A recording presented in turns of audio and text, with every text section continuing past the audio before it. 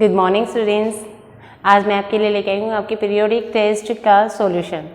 जो भी अभी आपके पीरियोडिक टेस्ट हुए हैं तो उसमें तो ये सॉल्यूशन मैं आपके लिए क्यों लेके आई हूँ, क्योंकि बच्चे जैसे ही एग्ज़ाम फिनिश करते हैं तो बहुत खुश हो जाते हैं कि हमारा जो पीरियोडिक टेस्ट है वो बहुत अच्छा गया है, मतलब हमारा टेस्ट बहुत गया, हमने सारे क्वेश्चन अटैम्प्ट किए हैं।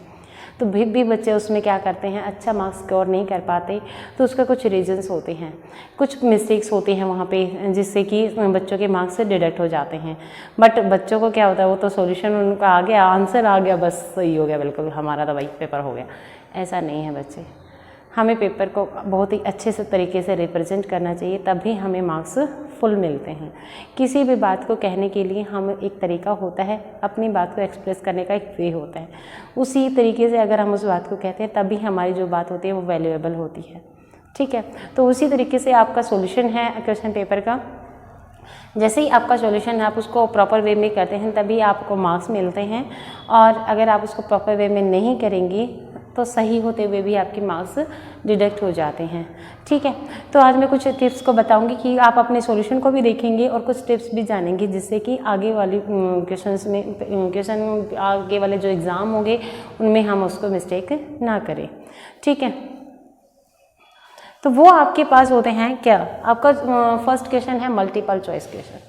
तो सबसे पहले तो जैसे ही मैं आज से सीट आपके हाथ में आती है तो आप स्टार्ट करना पेपर लिखना शुरू करते हैं, तब आप ध्यान में रखिएगा कि ये आपकी मान लीजिए कि आंसर सीट है। ठीक है, तो इस पे सबसे पहले आप अपनी डिटेल्स फिल कीजिएगा, अपने पोर्शन में आ जाएगी, वैसे स्टैम्प लगी हुई होती है उस पर भी आप प्रॉपरली फिल कर सकते हैं। ठीक है, फिर उसके बाद जैसे ही आपने अपना रोल नंबर, अपने एडमिशन नंबर, अपना नाम जो भी आपने मेंशन करना था, डेट, टाइम, सब्जेक्ट, क्लास जरूर, क्योंकि क्या होता है एक क्लास के दो बच्चे सेम नाम के हो सकते हैं, एक क्लास के दो बच्चे मतलब एक नाम के दो बच्चे किसी डिफरेंट क्लास में भी हो सकते हैं। तो अपनी क्लास, डेट सही से मेंशन होनी चाहिए, क्योंकि डेट अगर नहीं मेंशन होगी तो आपका ही पता नहीं चलेगा कि ये कब का आपका एग्ज़ाम है, PT3 है, PT2 है, PT1 है, क्या है। तो वो क्लियर आपका मेंशन उसके ऊपर होना चाहिए कि आप क्या करने जा रहे हो, पीरियोडिक टेस्ट 1 कर रहे हो, 2 कर रहे हो, 3 कर रहे हो, और डेट आज क्या है कि किस दिन आपने पेपर अटेम्प्ट किया है। ठीक है, वो भी बहुत मायने रखती है। उसके बाद जैसे ही आप अपनी कंप्लीट डिटेल्स यहाँ पे डाल लेते हैं, उसके बाद आपने क्या करना है, अपनी पेपर पे इधर लेफ़्ट एंड राइट पे 2 लाइन लगानी है। लेफ़्ट में जो लाइन आप लगाएंगे उसमें क्या काम आएगी आपकी, वहाँ पे आपने नंबरिंग डालनी है, जिससे कि आपका जो आंसर शीट में क्वेश्चन नंबर है वो प्रॉपरली विजिबल हो। ठीक है, सेकंड क्या होता है, राइट हैंड साइड में जो भी आपने लाइन लगाई है, तो जहाँ भी कोई भी आपको कैलकुलेशन करनी हो आप वहाँ पे करिए। ठीक है, तो अपनी रफ वर्क में कैलकुलेशन करिए, जिससे कि आपका जो सॉल्यूशन है वो नीट एंड क्लीन रहे, वहाँ पे कोई कटिंग ना हो। और ध्यान में रखिएगा कि फर्स्ट आपको तो कहते हैं first expression is the last expression, तो फर्स्ट सीट है आपकी वो बहुत ही नीट एंड क्लीन होनी चाहिए। अवॉइड करना कि वहाँ तो बिल्कुल ना मिस्टेक कोई हो, वो क्वेश्चन उठाना जो कि आपको अच्छे से आता है। सबसे पहले वही क्वेश्चन हमें अटेम्प्ट करने चाहिए। सेकंड में आपको क्या करना है, सीरियल नंबर का बहुत ध्यान रखना है। क्वेश्चन पेपर में अपने क्वेश्चन पेपर के जो क्वेश्चन के जो नंबर है उसका बहुत ही ध्यान रखना है। जैसे यहाँ पे अगर ए पार्ट का 1 2 3 है तो आप ए पार्ट के 1 2 3 ही लिखिएगा, तो आप इससे क्या होगा, चेकर को आसानी हो जाती है।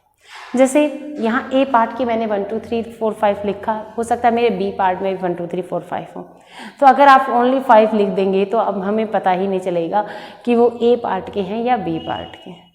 ठीक है, तो इसके लिए आपको मेंशन करना होगा कि ए पार्ट का क्वेश्चन नंबर 1 या आंसर नंबर 1, तो इस तरीके से आपको आंसर लिखना है। ए पार्ट का है, बी पार्ट का, ये मेंशन करना बहुत ज़रूरी है। उसके बाद आपको करना है कि आप अपने क्वेश्चन पे आ जाइए। क्वेश्चन पे जैसे आपका फर्स्ट है मल्टीपल चॉइस क्वेश्चन, तो जैसे ही मल्टीपल चॉइस क्वेश्चन आता है ये इनमें मार्क्स बहुत अच्छे आ जाते हैं, क्योंकि हमें सिर्फ आंसर लिखना होता है और हम भी खुश हो जाते हैं। लेकिन बच्चे जितने जल्दी इसमें मार्क्स आते हैं उतने जल्दी जाते भी हैं, तो इसको अगर आप लापरवाही करेंगे तो इसके मार्क्स कटते भी उतने ही ज़्यादा हैं। ठीक है। तो इसमें क्या होता है कि हमें उस क्वेश्चन की प्रॉपर नॉलेज होनी चाहिए कि आंसर आएगा क्या, उसको प्रॉपर सॉल्व करके भी देख सकते हैं आप अगर टाइम है आपके पास। नहीं तो इतने प्रैक्टिस तो करना बहुत मुश्किल हो जाता है कि उसका एकदम आंसर हमें रट जाए, नहीं तो इसका सॉल्यूशन हमें आना चाहिए, ठीक है। और उसका सॉल्यूशन आना चाहिए तो अब इसमें बड़ी प्रॉब्लम होती है। अगर ये नॉर्मल क्वेश्चन होता है तो उसमें आपको क्या होता है कि स्टेप के मार्क्स पे मिल जाते हैं, बट यहाँ तो अगर कितना भी सॉल्व कर ले आंसर नहीं आया तो आपके आंसर कैंसिल हो जाएगा, मार्क्स कैंसिल हो जाएंगे यहाँ पे, ठीक है। तो इसके लिए आपको यहाँ पे सॉल्यूशन तक पहुँचना बहुत ज़रूरी है और सही आपका आंसर की और प्रोसेस आना चाहिए। जैसे फर्स्ट स्टेप का 4x and 9 are continued proportional, और कंटिन्यूड प्रोपोर्शनल में हम जानते हैं कि क्या होता है, जैसे 4 है तो यानी कि x को ही कंटिन्यू किया गया है, नेक्स्ट में x को 2 टाइम कंटिन्यू किया गया है, तो यहाँ से आपको x की वैल्यू फाइंड करनी है। तो इसमें कि जब ये प्रोपोर्शनल होता है तो क्या होते हैं, हम जानते हैं कि मिडल टर्म का प्रोडक्ट एक्सट्रीम टर्म के प्रोडक्ट के इक्वल होते हैं, यानी कि x² इज इक्वल टू 36। अब बच्चे क्या करते हैं, एक तरफ x आ गया एक तरफ 36 आ गया, 36 ऑप्शन में भी है, सबसे बड़ी बात तो ऑप्शन में लिख देते हैं 36। नहीं बच्चे, यहाँ x² आया है, x नहीं आया है, तो ये स्क्वायर उधर जाके क्या हो जाता है, स्क्वायर रूट हो जाता है 36 पे, और 36 का स्क्वायर रूट होता है आपका 6, तो x की वैल्यू आई आपकी 6। तो यहाँ पे ऑप्शन में है ए ऑप्शन, तो यहाँ पे टिक वहाँ पे लगा नहीं सकते क्योंकि क्वेश्चन पेपर, तो क्वेश्चन ए का फर्स्ट पार्ट का ए ऑप्शन 6, इस तरीके से आपने अपना आंसर को लिखना है। उसके बाद नेक्स्ट में आपके पास आता है the simplest form of ₹4 and 600। अब 4 और 600 में आपको क्या करेंगे, सबसे पहले बच्चे क्या कर सकते हैं, 4/600 कैंसिल कर दीजिए इसको, ठीक है। तो कैंसिल आप कर देंगे तो इस 4 1 जा 4 150 आ गया, नहीं ये तो ऑप्शन नहीं है, ऐसा नहीं होगा। अच्छा ठीक है, हम बना लेते हैं, रुपीज़ के पैसे बना लेते हैं, ये भी दिमाग में आ गया। तो क्या हो गया, 400 हो गया हमारा, 400/600 ये तो है हमारा आंसर है, तो हमारा आंसर हो गया सी। बिल्कुल नहीं, जब भी आपसे रेशो मांगी जाती है तो इसका मतलब ये होता है कि उसकी सिंपलेस्ट फॉर्म मांगी जाती है, ऐसे नहीं कोई भी ऐसी नंबर हो तो इक्विवेलेंट फ्रैक्शन मांगे जाते हैं तब आपको देना होता है, इक्विवेलेंट रेशो देनी होती है। अगर रेशो किसी नंबर की मांगी जाती है तो वो उसकी सिंपलेस्ट फॉर्म ही देनी होती है आपको। तो यानी कि हमें क्या करना है, इसके आगे इसको डिवाइड करना है, 2 2 जा 2 3 जा, तो 2 3 यानी कि 2:3। अब 2:3 हमारा कहाँ है, ए में है, तो लिख दीजिए ए का आंसर क्वेश्चन नंबर सेकंड, और इसका ऑप्शन आया है ए, रेशो आई है 2:3। और अगर ये वैसे नॉर्मल क्वेश्चन होता तो हम क्या करते, हम आंसर आपको दे देते, राइट, क्योंकि हम मार्क्स दे देते उसको। तो अगर ये नॉर्मल क्वेश्चन होता तो मैं आपके आंसर भी इसके मार्क्स भी आपको दे देती कि चलो बच्चे ने इतना तो स्टेप किया, स्टेप के मार्क्स मिलते हैं। बट अगर ये मल्टीपल चॉइस क्वेश्चन है तो ये बिल्कुल रॉन्ग है, तो वहीं आपके मार्क्स बिल्कुल चले भी जाते हैं, ख़त्म भी हो जाते हैं। तो इसलिए हमें क्या करना है, उसको प्रॉपर सॉल्व करके ही आंसर को टिक करना है, ठीक है। उसके बाद नेक्स्ट क्वेश्चन आता है, assert is the purchase for ₹450 and the solve for ₹540, what is the gain percent. Gain percent यानी कि प्रॉफिट परसेंट आपको निकालना है। तो इसको भी आपको नॉर्मली सॉल्व करके देखना पड़ेगा, पीछे बैकग्राउंड में किसी रफ पेज पे सॉल्व करना पड़ेगा, ठीक है। हाँ ये है कि आप प्रोसेस ना लगा के सिंपली सॉल्व कर सकते हैं कि 540 SP है, इसमें से CP माइनस कर दिया 450, तो आपके पास आ जाता है 90। अब 90 को हमने प्रेजेंट में कर लिया, परसेंट निकालिए, हमेशा CP नीचे होता है, कैंसिल कर दिया, तो ये 45 बन जा 45, 45 2 जा 90, तो 20% आपका आंसर आ जाता है। तो 20% ढूंढिए ये आ गया आपका। तो ए का 3, ए पार्ट का क्वेश्चन नंबर 3 का बी 20%, तो प्रॉपर इस तरीके से आपने लिखना है, ठीक है। उसके बाद आपका नेक्स्ट आता है the expression x² + 2x + 3 is a, ये कैसी है, मोनोमियल है, बाइनोमियल है, ट्राइनोमियल है, पॉलिनोमियल है, ठीक है। तो इसके लिए हमें पता होना चाहिए कि मोनोमियल क्या होती है। मोनोमियल होती है जिसकी टर्म जिसमें सिर्फ और सिर्फ एक टर्म होती है, नहीं, यहाँ पर 3 टर्म्स हैं, नहीं हो सकती। बाइनोमियल जिसमें 2 टर्म्स होती हैं, नहीं हो सकती, 3 टर्म्स हैं। ट्राइनोमियल जिसमें 3 टर्म्स होती हैं, तो वो होती हैं। और पॉलिनोमियल, वैसे तो ये सारी ही टाइप ऑफ पॉलिनोमियल हैं, बट हम पॉलिनोमियल जनरली उसको कहते हैं जो मोर देन 4 हो, ठीक है। यहाँ पे जब टाइप में आता है तो मोर देन 4 के लिए हम सिर्फ और सिर्फ पॉलिनोमियल यूज़ करते हैं, अदरवाइज उनके स्पेसिफिक नेम होते हैं उनको हम मेंशन करते हैं, ठीक है। तो यहाँ पे हम लिखेंगे ट्राइनोमियल, तो यहाँ पे लिख दीजिए ट्राइनोमियल, और आपका आंसर हो गया यहाँ पे A का 4 और C ट्राइनोमियल, ठीक है। इस तरीके से आप इसको करेंगे। उसके बाद नेक्स्ट आपका आता है what is the degree of the polynomial. अब इसमें बड़ा कन्फ्यूजन होते हैं। हमने आपको बताया कि एक वेरिएबल की जो हाईएस्ट पावर होती है दैट इज़ डिग्री, ठीक है। तो यहाँ पे आप देख रहे हो कि सबकी पावर 2 है तो बच्चे लिख देते हैं 2, नहीं, अगर वेरिएबल्स प्रोडक्ट में हैं तो उनकी पावर्स वो ऐड होके काउंट होते हैं डिग्री में। जैसे यहाँ पे है 3xyz, तो xyz 3 वेरिएबल है, तीनों की एक एक पावर है, तो इस यानी कि हमारी जो हाईएस्ट पावर हुई 3, और यानी कि इसकी जो डिग्री ऑफ पॉलिनोमियल हुई वो 3। तो इसमें आप लिख देंगे 4 में 5 में, सी ऑप्शन है जिसका आंसर है 3। तो इस तरीके से आप अपने आंसर्स को लिखेंगे प्रॉपर सॉल्व करके। अब हम करते हैं अपने क्वेश्चन नंबर 2 में, और जिसमें आपको पूछा गया है answer the following in 1 word. और 1 वर्ड भी जो क्वेश्चन होते हैं, 1 वर्ड जिसके आंसर आते हैं वो भी आपके लिए बहुत ही इम्पोर्टेंट होते हैं। उनके मार्क्स भी जितने इजीली आते हैं उतने ही इजीली डिडक्ट भी हो जाते हैं, ठीक है। तो उसको भी बड़े ही केयरफुली आपने आंसर देना है। देन फर्स्ट है आपका the numerical coefficient of -12 xyz। तो इसमें से आपको सिर्फ और सिर्फ न्यूमेरिकल कोफिशिएंट सेलेक्ट करना है, यानी कि न्यूमेरिकल कोफिशिएंट आपके पास है -12, ठीक है। तो यहाँ जनरली बच्चे मिस्टेक करते हैं कि इसको सिर्फ और सिर्फ 12 लिख देते हैं, माइनस साइन को नहीं लिखते हैं।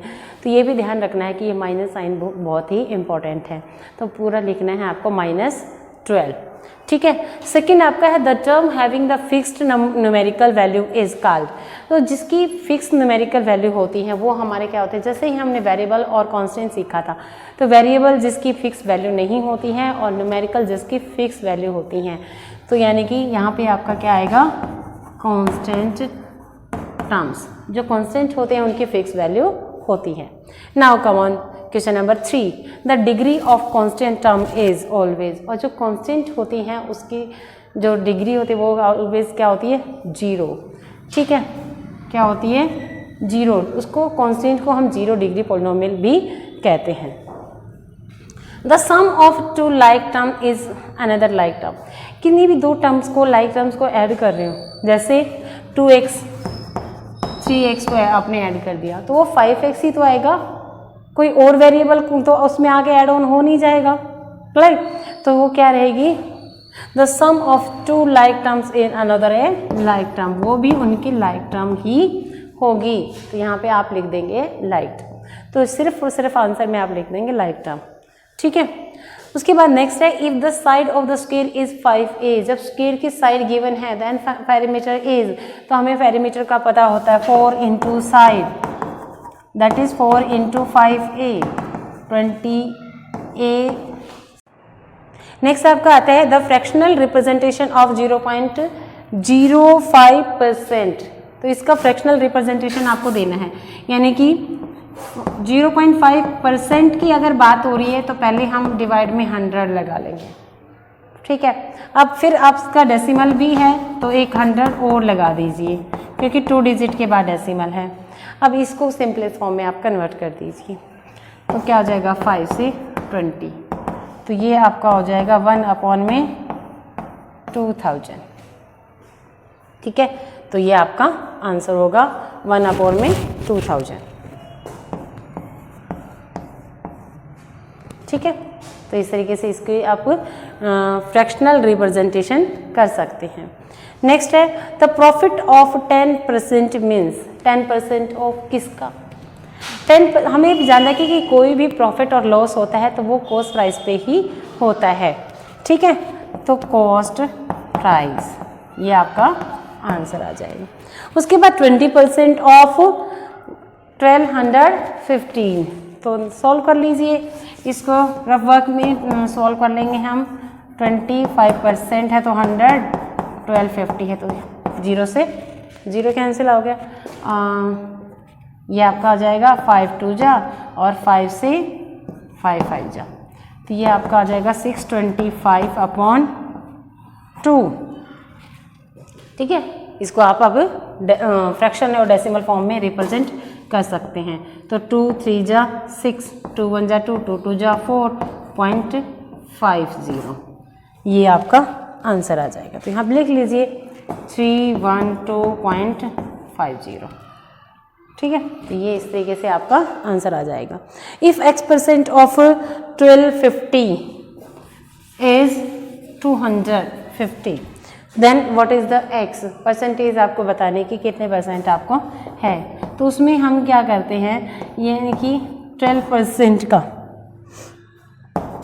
x% ऑफ दिस आपको गिवन है 250, तो वहाँ सबको ले जाइए, ट्रांसपोजिंग कर दीजिए। 250 × 100 डिवाइडेड बाय 1250, 0 से 0, तो 125 1 जा 125, 125 2 जा 20, तो यानी कि x क्या है हमारा 20, यानी कि x% है तो ये क्या हो जाएगा 20% है, तो x हमारा हुआ 20, ठीक है।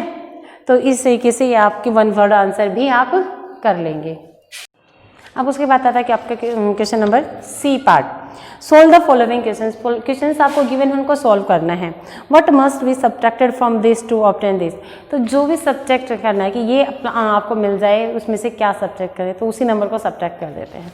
यानी कि 3a² plus 4b² minus 6ab में से सब्ट्रैक्ट क्या करेंगे आप 8b², तो लाइक टर्म्स को लाइक टर्म्स के नीचे लिख लेंगे 8b² positive minus 4a² plus 2ab, और जैसे ही हम सब्ट्रैक्ट करते हैं तो नीचे वाले के साइन चेंज हो जाते हैं। ये पॉजिटिव नेगेटिव है पॉजिटिव हो जाएगा, ये नेगेटिव और ये नेगेटिव हो जाएगा। अब इनको ऐड ऑन कर लीजिए, तो ये हो गया 7a², ये अपोजिट साइन है तो सब्ट्रैक्शन हो जाएगा, माइनस का 4b², ये दोनों सेम साइन है तो ऐड हो जाएंगे 8ab, और ये आपका आंसर हो जाएगा।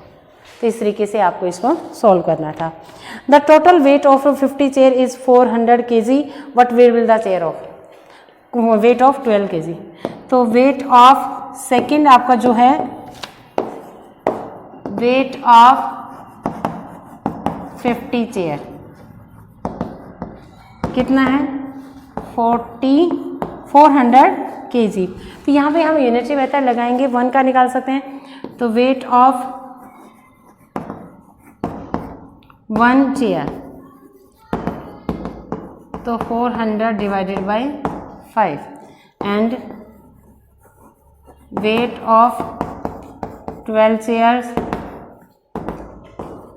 400/5 × 12, कैंसिल कर दीजिए, तो ये आपके पास आ जाएगा 90, सॉरी ये 50 था तो यहाँ से कैंसिल 8 जा पे आएगा, ठीक है। तो ये 96 kg ये आपका आंसर आ जाएगा।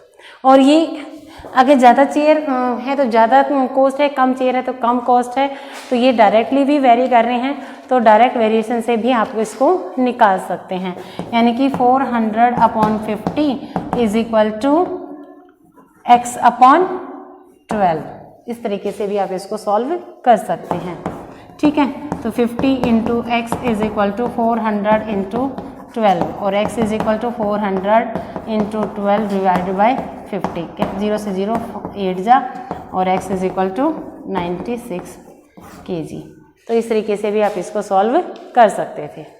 तो ये था आपका सॉल्यूशन पीरियोडिक टेस्ट 3 का